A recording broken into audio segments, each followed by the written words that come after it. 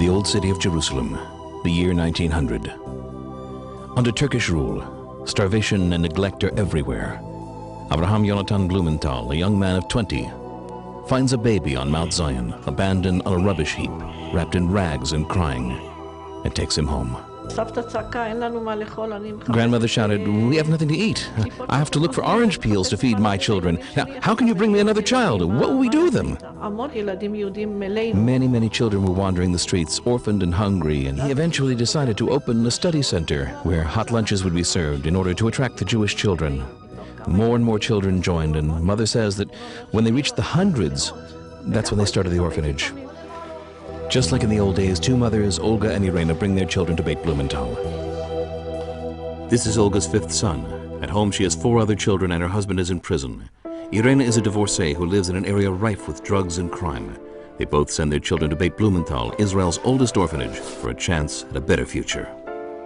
The children feel right at home from the start. The acceptance process begins despite the fact that these children, like many others, were not referred by the Social Welfare Department. It begins with a discussion with the principal, Rabbi Baruch Pakowski, and a small test. They're accepted, they found a home. From here, they go straight to a social worker and a psychologist. The rehabilitation process begun.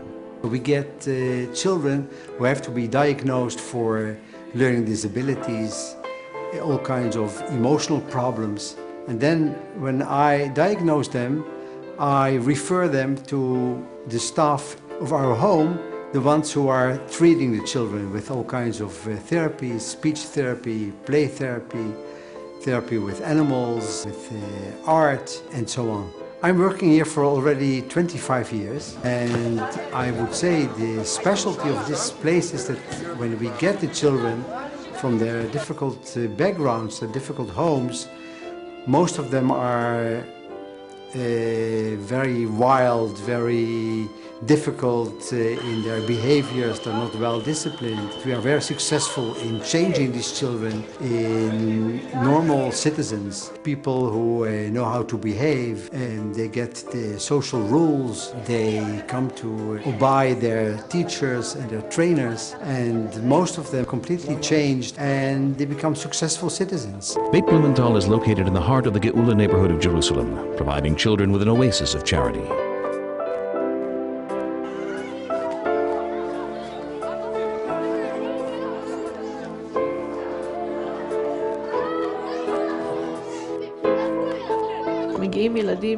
We get children who've been wandering the streets for 2 years. They don't know how to sit and to eat properly. They pile the bread on their plates so no one will steal it.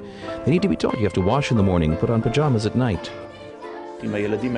These children grew up without limitations, without any guidelines. They didn't know the meaning of living sociably, what it is to give. We're going to volunteer for charity organizations. Beit Blumenthal is home to about 100 orphans, alongside children who have parents but no home.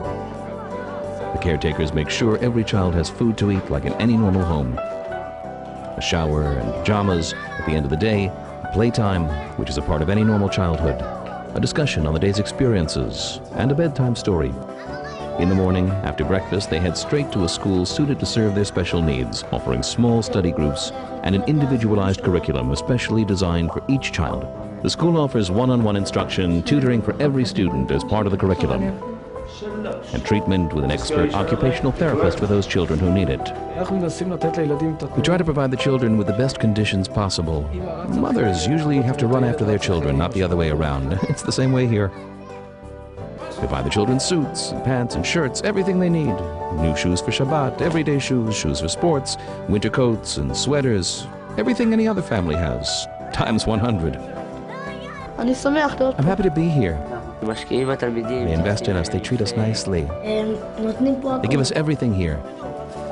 After school, the kids have special interest groups. Every child can choose any group he likes, from cooking classes with a certified chef, to hand drum classes for kids with rhythm or piano lessons for the more sensitive kids, creative art classes with an art therapist, electronics for the technical-minded, and painting for the artistic soul.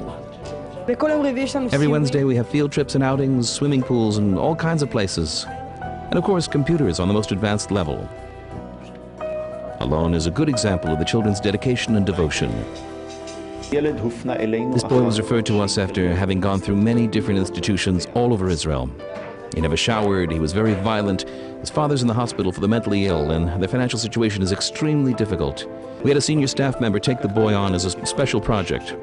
He sat with him until midnight and tried to find out what the boy really wanted. He set him up with lessons in internet website design, and gradually he started making progress. Want to see the website I designed? As he began to develop these skills, all the problems gradually disappeared. Today this boy is standing on firm ground. Every child is special. Every child has a unique soul. You just have to know how to open it up. We make a bar mitzvah for every boy here, just as every 13-year-old Jewish boy deserves. We prepare him to read his Torah portion. The parents of one of the boys said that they couldn't make it to the bar mitzvah. They were working. When we insisted, they agreed to come on one condition. If we paid for a taxi to pick them up, they would do us the favor of attending their own son's bar mitzvah.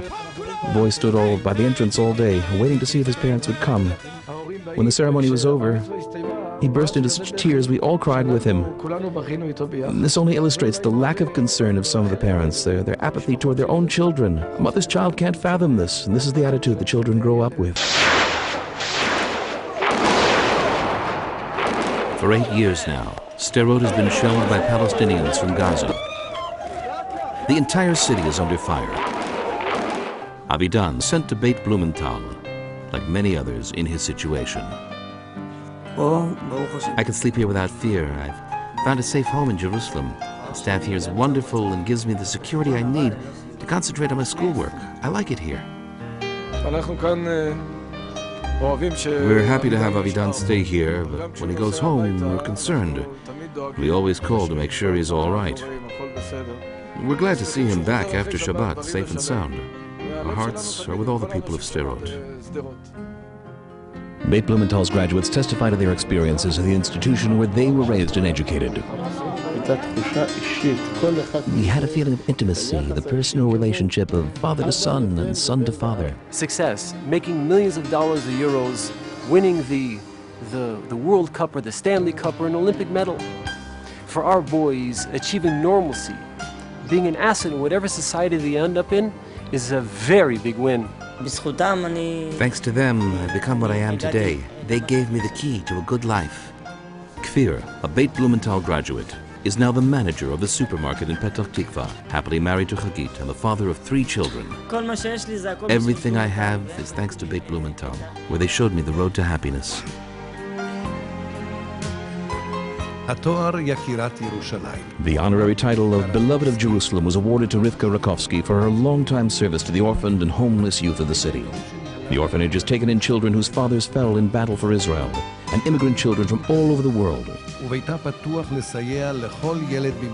Her home is open to all needy children, and she helps to keep homeless children from turning to lives of crime.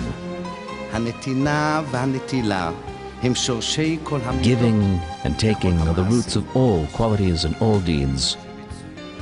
We are lucky to have many good people among us who know how to give. Help us to help them, and through your donations, a world of loving kindness will be built. Thank you all so much.